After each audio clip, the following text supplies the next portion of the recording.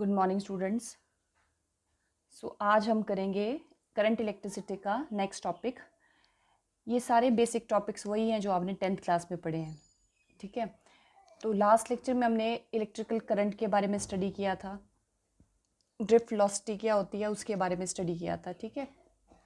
तो आज का टॉपिक है हमारा Ohm's law, which is a very important topic in your class 10th। Okay, the same topic is in your class 12th और वही same चीज़ें हैं जो आपने 10th में पढ़ी थी। ओके, सो ओम्स लॉ में क्या करते हैं हम, यहाँ मैंने एक फिगर बनाई है जिसमें आप देखो, I have joined this cell with a switch and there is a bulb.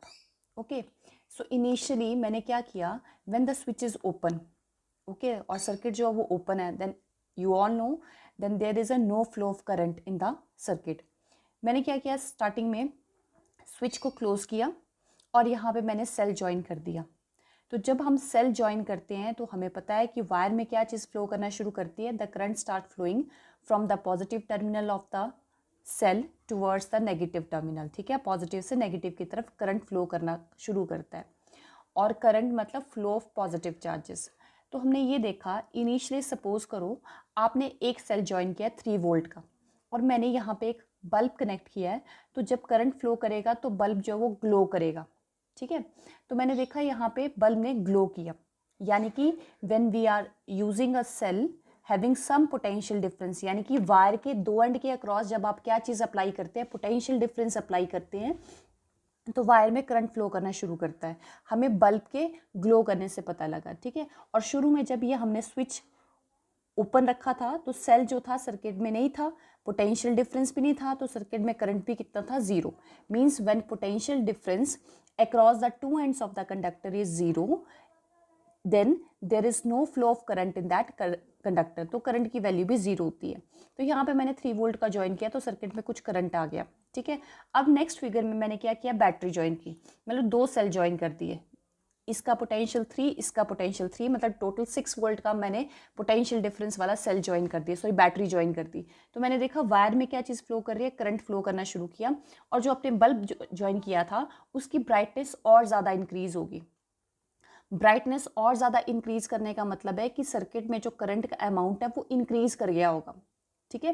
तो इन दो सिंपल से बेसिक से एक्टिविटीज से हम ये देखते हैं कि जब हम वायर के दो एंड के अक्रॉस सेल या बैटरी ज्वाइन नहीं करते तो वहाँ पे पोटेंशियल डिफरेंस जीरो होता है, तो करंट की वैल्यू भी क्या होती है, जीरो होती है। लेकिन जब हम पोटेंशियल डिफरेंस बढ़ाते हैं या अप्लाई करते हैं, ठीक है, तो वहाँ पे सर्किट में करंट फ्लो करना शुरू करता है। But when we increase the potential difference across the two end of the conductor, then the amount of current flowing through the conductor is also increases, वो भी बढ़ जाता है, ठीक है।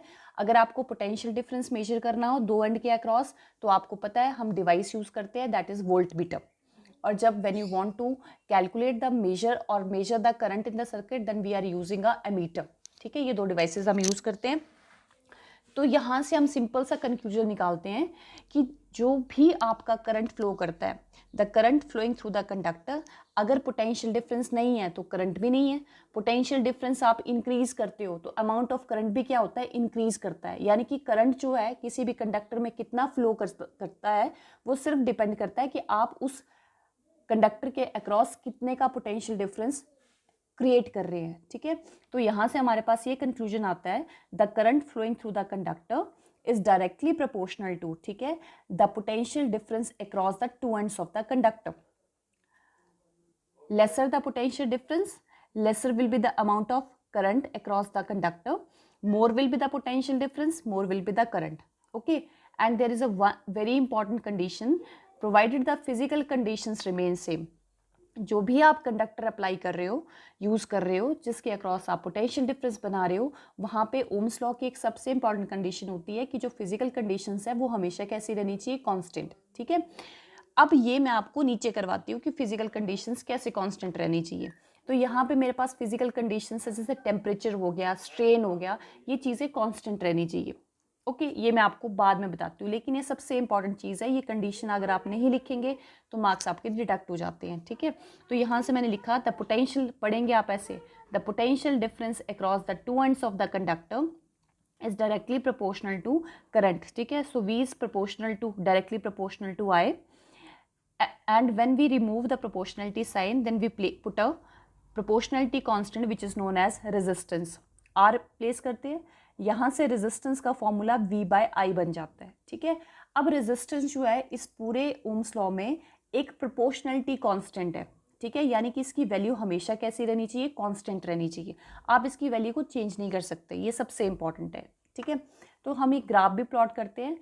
पोटेंशियल डिफरेंस जो है, जो आपकी इंडिपेंडेंट क्वांटिटी है, that is always along the X axis, और जो डिपेंडेंट क्वांटिटी होती है that is always along the Y axis. Okay, so आपको पता है कि अगर पोटेंशियल डिफरेंस जीरो है तो करंट भी जीरो होगा। अगर आप वी को इंक्रीज करते हैं तो ऑटोमेटिकली आई भी उतना ही इंक्रीज होता है। तो जब आप एक फिजिकल क्वांटिटी को चेंज करें, उसके कॉरेस्पॉन्डिंग दूसरी फिजिकल क्वांटिटी भी सेम अमाउंट में ही चेंज हो। अगर इंक्रीज हो रही है तो सेम अमाउंट में भी इंक्रीज हो रही है दूसरी क्वांटिटी। तो मेरे पास कैसा ग्राफ प्लॉट करते हैं, हम स्ट्रेट ग्राफ प्लॉट करते हैं। तो यहाँ से हम ये देखते हैं कि वी और आई के बीच में कैसी वेरिएशन आती है, लीनियर वेरिएशन आती है। ओके, और आपको ये भी पता है जैसे स्लैंटेड लाइन है, तो स्लैंटेड लाइन जो है आपका स्लोप आती है टर्म, ठीक है। तो ये लाइन जो है स्लैंटेड है, एक्स एक्सिस का कुछ एंगल फॉर्म कर रही है। अगर ये लाइन ऐसी हो जाती तो थीटा जो है एक्स एक्सिस के साथ क्या हो जाता है, इंक्रीज हो जाता है। तो स्लोप जो है कितनी स्लैंटनेस है वो बताता है, और स्लोप निकालने के लिए हम टैन थीटा का यूज़ भी करते हैं, ठीक है। तो यहाँ पे हमारे पास स्लोप भी आता है। अगर आपने स्लोप बनाना है तो आप यहाँ पे थीटा बना सकते हैं, ठीक है। तो अगर आपको स्लोप निकालना है तो स्लोप को निकालने के लिए आपको टैन थीटा निकालना पड़ेगा, और tan theta is equal to perpendicular upon base बनता है, ठीक है। अब आते हैं यहाँ पे कि प्रोपोर्शनलिटी कांस्टेंट होता है। अब आर जो है वो होती क्या चीज़ है, ध्यान रखना ओम्स लॉ में जो है ये तभी वैलिड होता है जब रेजिस्टेंस कैसी होती है, कांस्टेंट, ठीक है। इसकी रेशो जो है, इसकी रेशो देखो ओम्स लॉ में क्या है, जितना पोटेंशियल डिफरेंस बढ़ेगा उतना ही करंट बढ़ेगा। तो हर एक इक्वेशंस में जब हम एक्सपेरिमेंट भी प्रूव करते हैं तो इसकी रेशो जो है वो हमेशा एक ही वैल्यू रहती है, उसकी कांस्टेंट रहती है, क्योंकि जितना v बढ़ेगा उतना ही i बढ़ेगा। नेक्स्ट केस में आपने v और बढ़ा दिया तो i उतना ही इंक्रीज करेगा। तो आपकी रेशियो जो है वो हमेशा क्या रहेगी, कांस्टेंट रहेगी। तो ये एक सबसे इंपॉर्टेंट चीज़ है ओम्स लॉ में कि r is always remain constant. जहाँ पे वो कांस्टेंट नहीं हुआ तो आपका ओम्स लॉ वैलिड नहीं होगा, ठीक है। तो अब रेजिस्टेंस क्या चीज़ होती है, तो यहाँ पे मैंने एक कंडक्टर फॉर्म किया है। आपको पता है जब आप सेल ज्वाइन करोगे तो इलेक्ट्रिकल फील्ड फॉर्म करेगी। जब ये इलेक्ट्रिकल फील्ड फॉर्म करेगी तो ये इलेक्ट्रिकल फील्ड की वजह से इलेक्ट्रॉन्स जो हैं वो कंडक्टर के नेगेटिव एंड से पॉजिटिव एंड की तरफ मूव करना शुरू करते हैं। When the electron they start moving towards the positive end, then उसके रास्ते में बड़े सारे पॉजिटिव आइंस भी आते हैं और इलेक्ट्रॉन्स भी आते हैं। When it is drifted towards the positive end, then we know that there is a number of collisions between the electrons and the positive ion. Electrons और पॉजिटिव आयंस के बीच में नंबर ऑफ कोलिजन्स होते हैं, टकराव होता है। वही जो कोलिजन होते हैं उसी को हम क्या बोलते हैं, रेजिस्टेंस बोलते हैं। ऑब्स्टेकल का मतलब रुकावट। रुकावट किसमें, जो आपका करंट है, करंट क्या चीज़ है, फ्लो ऑफ चार्जेस है। तो जो आपका चार्जेस की मूवमेंट है उसके रास्ते में जो रुकावट आएगी उसी को हम रेजिस्टेंस बोलते हैं। रेजिस्टेंस का मीनिंग क्या है, ऑब्स्टेकल। तो दोबारा से सुन लो, क्या चीज़ बोली मैंने, करंट के रास्ते में जो रुकावट आती है, जो ऑब्स्टेकल आता है। तो करंट क्या चीज़ है, फ्लो ऑफ चार्जेस है। तो जब आपके चार्जेस एक डेफिनेट डायरेक्शन में मूव करेंगे तो उनकी मूवमेंट पे के रास्ते में जो भी ऑब्स्टेकल आएगा that obstacle is known as resistance. तो आपका काम है चार्जेस को नेगेटिव एंड से पॉजिटिव एंड की तरफ भेजना। When they start moving towards the positive end means there is a flow of charges. Charges का फ्लो शुरू हो गया, लेकिन चार्जेस का फ्लो तो शुरू हो गया, रास्ते में उनके बीच में क्या होगा, कोलिजन होगा पॉजिटिव आयंस के बीच में। वो कोलिजन ही क्या चीज़ होती है, रुकावट होती है। किसके रास्ते में, फ्लो ऑफ चार्जेस के रास्ते में। उसी कोलिजन को हम क्या बोलते हैं, रेजिस्टेंस बोलते हैं। जितना ज़्यादा इलेक्ट्रॉन्स और आयंस के बीच में या इलेक्ट्रॉन और इलेक्ट्रॉन के बीच में कोलिजन होगा उतना ही ज़्यादा ऑब्स्टेकल आएगा, ठीक है। Means more the number of collision, more will be the obstacle and more will be the resistance. Lesser the number of collision, lesser will be the obstacle and lesser will be the resistance. It is as simple, ठीक है, कोई difficult नहीं है यहाँ पे। तो resistance क्या चीज होती है, इट इज द रेजिस्टेंस क्या चीज बोली मैंने, it is the obstacle in the path of flow of current, simple. और अगर आपको दूसरे तरीके से देखना है तो ये रेशियो भी होती है। It is also defined as the ratio of potential difference applied across the two ends of the conductor to the current flowing through it। अगर इस लैंग्वेज में देखना है तो बहुत सिंपल है। आप रेजिस्टेंस क्या चीज़ होती है, अगर मेरे पास ये एक कंडक्टर है, ठीक है। इस कंडक्टर के एंड के अक्रॉस आपने क्या चीज़ अप्लाई की है, वी पोटेंशियल अप्लाई कर दी है, और पोटेंशियल वी की वजह से सर्किट में कितना फ्लो करके जा रहा है करंट, आई करंट फ्लो करके जाता है।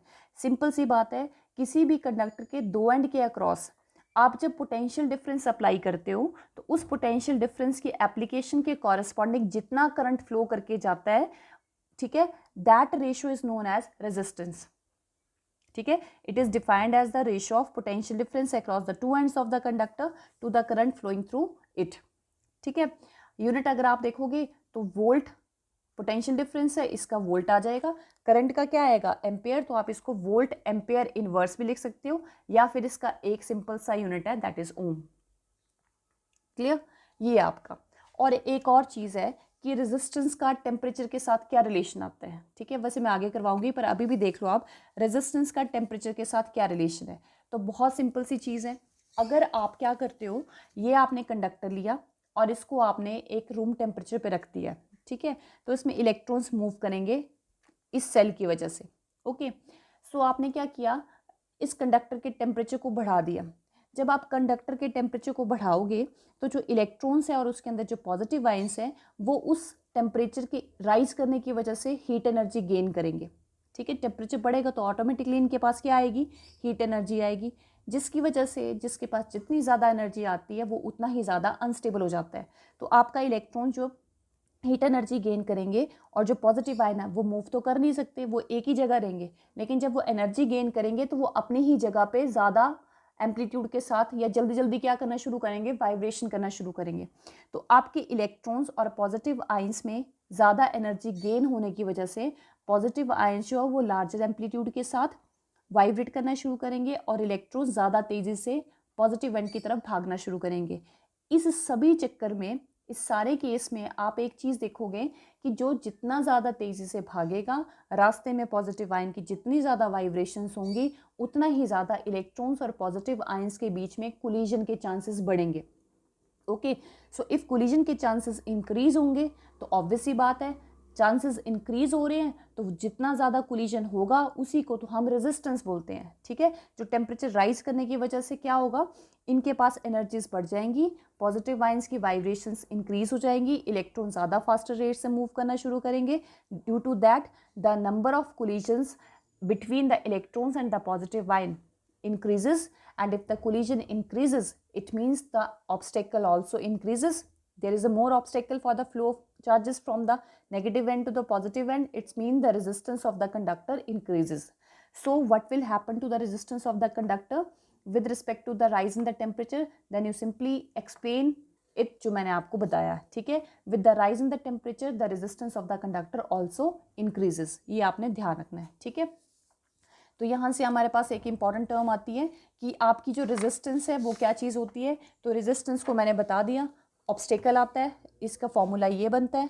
अब मैंने एक और चीज़ बोली थी, यहाँ पे एक इम्पॉर्टेंट चीज़ आपको बताई थी कि फिजिकल कंडीशन रिमेन सेम। तो एक चीज़ तो आपको लगी पता, टेम्परेचर सेम रहना चाहिए। अब सेम रहेगा, सेम जब रहेगा टेम्परेचर तो ऑब्वियस ही बात है, अगर टेम्परेचर सेम रहेगा तो रेजिस्टेंस में इंक्रीज नहीं आएगा, अगर टेम्परेचर वेरी कर जाएगा तो रेजिस्टेंस पे फ़र्क पड़ता है। ठीक है, और अगर रेजिस्टेंस में चेंज आएगा तो आपका रेजिस्टेंस चेंज हो जाएगी तो आपका ओम्स लॉ वैलिड नहीं रहेगा। तो ही हम बोलते हैं कि ओम्स लॉ में why the temperature of the conductor is always remain constant, because if the temperature does not remain constant then the resistance of that conductor also changes, and in the Ohm's law the resistance of the conductor is always remain constant। अगर वो constant नहीं रह रही है इसका मतलब है कि आपका Ohm's law वैलिड नहीं करेगा। क्लियर, एक चीज़ तो आपको पता लगी, स्ट्रेन का मैं आगे बताती हूँ। ठीक है, अब आपने Ohm's law 1 ओम को डिफाइन करना है, तो बहुत सिंपल, R की जगह आप 1 ओम लिखेंगे। स्टैंडर्ड वैल्यूज जब हम ऐसे यूनिट डालते हैं, वोल्ट का 1 वोल्ट लिखेंगे पोटेंशियल डिफरेंस, और करंट कितना होगा 1 एम्पेयर। तो आपने 1 ओम को डिफाइन करना है। तो मैंने एक कंडक्टर ले लिया जिसके अक्रॉस कितने का पोटेंशियल डिफरेंस लगाया, 1 वोल्ट का, और उस जब आप 1 वोल्ट अप्लाई करोगे तो सर्किट में करंट कितना फ्लो करना शुरू करेगा, 1 एम्पेयर। जब भी आप कोई भी कंडक्टर लेते हो उसके अक्रॉस अगर आप 1 वोल्ट का पोटेंशियल डिफरेंस अप्लाई करो और उसके कॉरेस्पॉन्डिंग सर्किट में 1 एम्पेयर करंट फ्लो करे, 1 एम्पेयर करंट फ्लो करे, तब जो आपके कंडक्टर की रेजिस्टेंस होती है that is known as 1 ohm. ठीक है, if when the potential difference across the two ends of the conductor is 1 volt and 1 ampere current is flowing through it, then the resistance of the conductor is said to be 1 ohm. ठीक है, ये है। अब next है what is the cause of the resistance, ये आप खुद लिखेंगे जो मैंने आपको बताया कि रेजिस्टेंस का कॉज क्या होता है। व्हेन वी, जब आपके इलेक्ट्रॉन्स हैं वो नेगेटिव एंड से पॉजिटिव की तरफ चलना शुरू करते हैं, देन उनके पाथ में बहुत सारे पॉजिटिव आयंस और बहुत सारे इलेक्ट्रॉन्स आते हैं। Because of the presence of these positive ions and the electrons जो है वो कोलाइड करते हैं पॉजिटिव आयंस के साथ। जो कोलिजन होता है उसी को हम क्या बोलते हैं, ऑब्स्टेकल, और वही क्या चीज़ है, आपका रेजिस्टेंस का कॉज है। ठीक है, ये आप एक्सप्लेन करेंगे। नेक्स्ट है रेजिस्टेंस कौन कौन से फैक्टर्स पे डिपेंड करती है। तो रेजिस्टेंस मेन 4 फैक्टर्स पे डिपेंड करती है। एक मैंने आपको पढ़ा दिया कि resistance is directly proportional to temperature. Temperature बढ़ेगा, कोलिजन बढ़ेगा, कोलिजन बढ़ेगा तो रेजिस्टेंस भी क्या होगी, इंक्रीज होगी। ठीक है, फर्स्ट चीज़ है it depend upon the length of the conductor, कि जो आपकी रेजिस्टेंस है वो कंडक्टर की लेंथ पे डिपेंड करता है। मान लो आपके पास एक इतना सा कंडक्टर है और एक इतना बड़ा कंडक्टर, तो आपको दोनों के केस में रेजिस्टेंस सेम नहीं मिलेगी।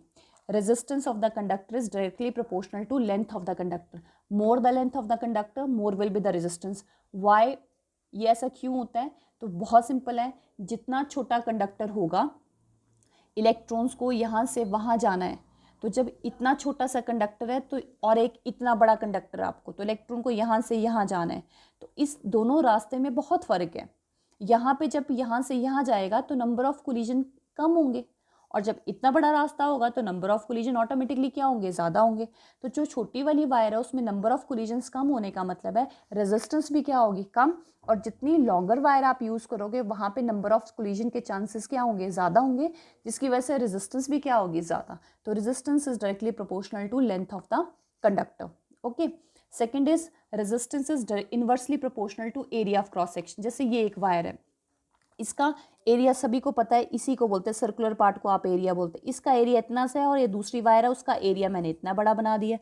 ठीक है, अब आपने क्या करना है, आपने देखना है कि रेजिस्टेंस क्या दोनों में सेम आती है कि डिफरेंट आती है। तो जो आपका एरिया ऑफ क्रॉस सेक्शन जो है, जो जितना बड़ा एरिया ऑफ क्रॉस सेक्शन होगा, ठीक है, जितना बड़ा, जैसे ये पाइप है, ये आपका वायर है, उसका सर्कुलर पार्ट है, जितना बड़ा सर्कुलर पार्ट होगा इलेक्ट्रॉन्स को वहाँ से मूव करने के लिए उतनी ही ज़्यादा आसानी होगी।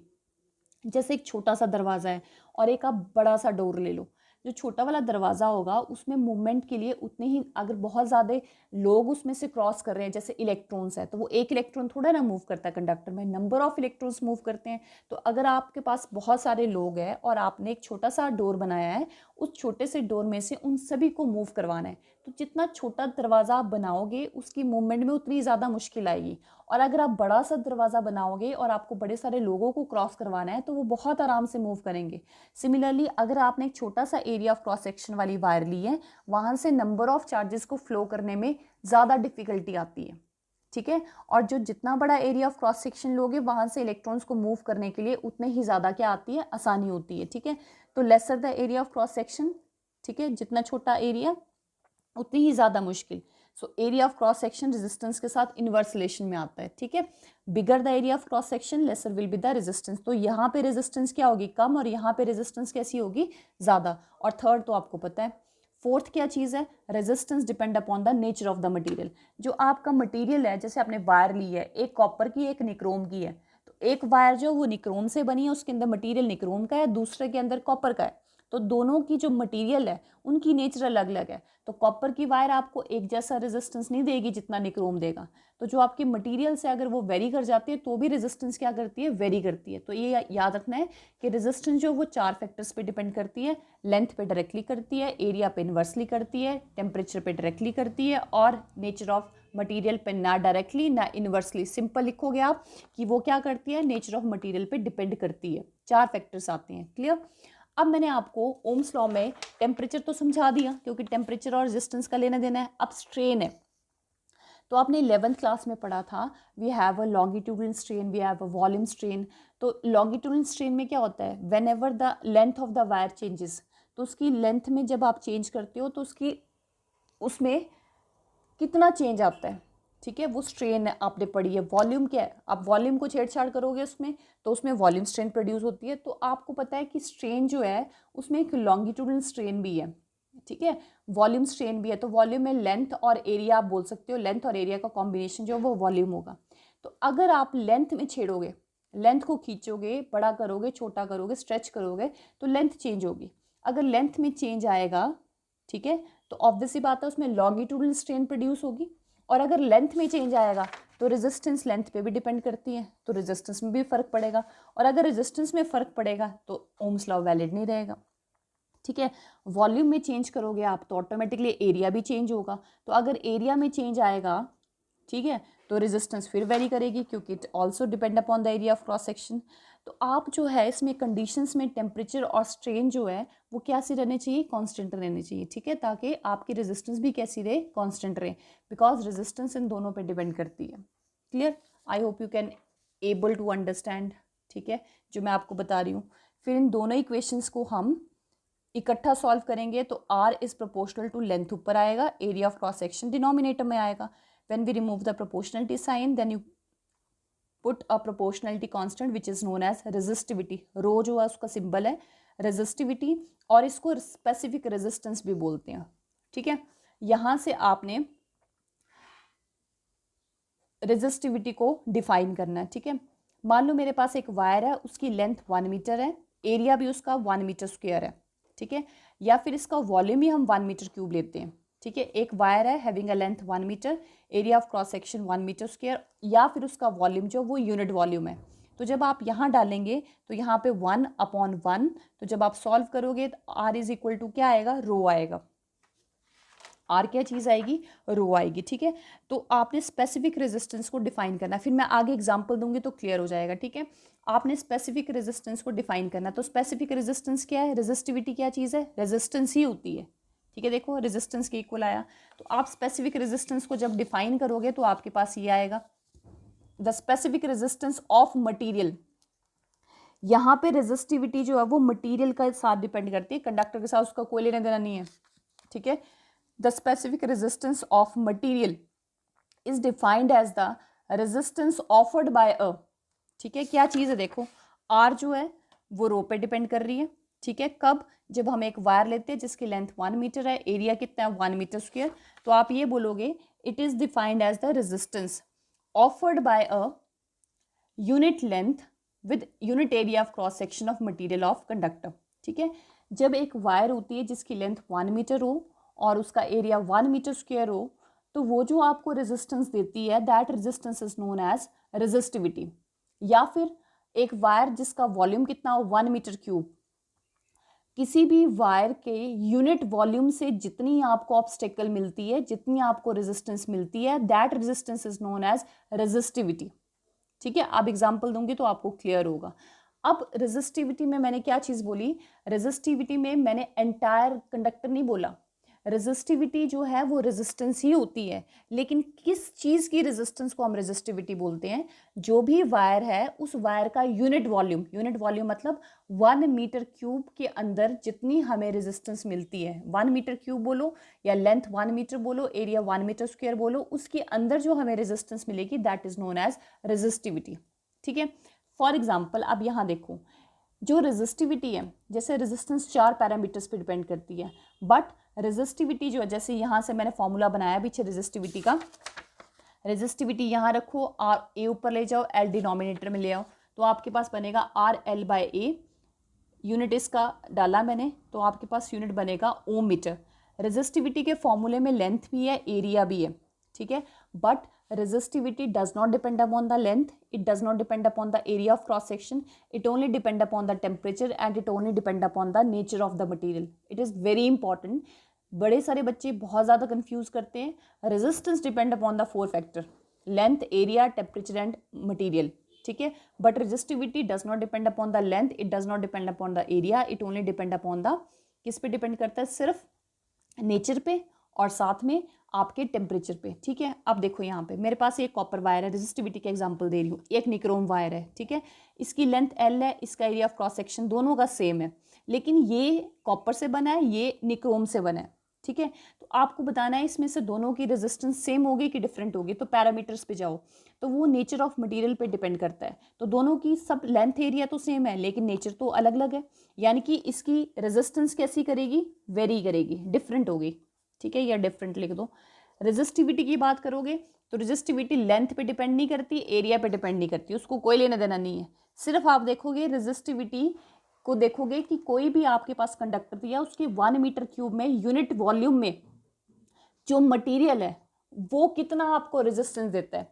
तो इसका यूनिट वॉल्यूम बनेगा ऐसे। यूनिट वॉल्यूम तो सभी वायर का एक जैसा ही बनेगा। 1 मीटर क्यूब चाहे कॉपर की वायर लो चाहे आप निक्रोम की वायर लो, 1 मीटर क्यूब तो एक जैसा रहेगा। तो इसका 1 मीटर क्यूब मान लो ये बना मेरे पास, और इसका 1 मीटर क्यूब भी एक जैसा ही बनेगा। ये बन गया 1 मीटर क्यूब। तो इसके 1 मीटर क्यूब में जो भी मटेरियल आएगा वो जो आपको रेजिस्टेंस देगा वो रेजिस्टिविटी होगा। तो इसके 1 मीटर क्यूब में और 1 मीटर क्यूब वो तो बराबर है वॉल्यूम, लेकिन इसके 1 मीटर क्यूब में कॉपर है, इसके 1 मीटर क्यूब में निक्रोम है। तो रेजिस्टिविटी नेचर पे भी डिपेंड करती है। तो दोनों पे अलग अलग मटेरियल है तो रेजिस्टिविटी भी कैसी आएगी, डिफरेंट आएगी दोनों की। क्लियर। अब यहाँ पे मेरे पास 2 कंडक्टर हैं, एरिया दोनों का मैंने सेम रखा है, लेंथ वेरी कर दी और कॉपर जो है मटेरियल सेम रखा है। तो आपने बताना रेजिस्टेंस सेम होगी कि डिफरेंट होगी। तो सबसे पहले पहला फैक्टर ही खत्म हो गया, लेंथ पे डिपेंड करती है। तो आपका जो दोनों की जो लेंथ है वो डिफरेंट है। ठीक है, अगर दोनों की लेंथ डिफरेंट है तो रेजिस्टेंस भी क्या करेगी, डिफरेंट होगी।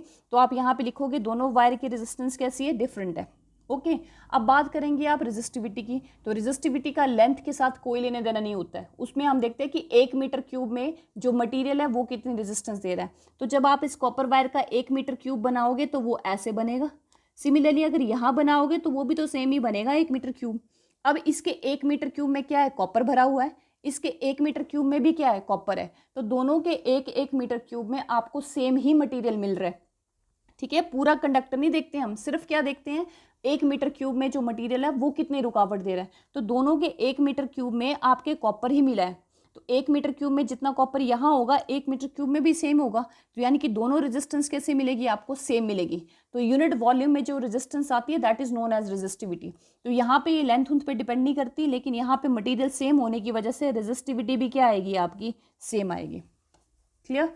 तो आपने, अगर मैंने आपको एक निक्रोम वायर दी है छोटी सी 10 मीटर की और एक निक्रोम वायर 20 मीटर की है, ठीक है, तो आपने बीच एक थोड़ी थिन है और एक थोड़ी थिक है, तो आपने कंफ्यूज नहीं होना है। ठीक है, 1 मीटर क्यूब आपने ऊपर वाली वायर में देखना है और 1 मीटर क्यूब आपने नीचे वाली वायर में, लंबी वाली वायर में देखना है। तो दोनों में आपको निक्रोम ही मिलेगा, मटीरियल सेम है, यानी कि आपकी रेजिस्टिविटी भी क्या होगी, सेम होगी। तो यहाँ मैंने लिखा है it does not depend upon the length and area of cross section. Clear.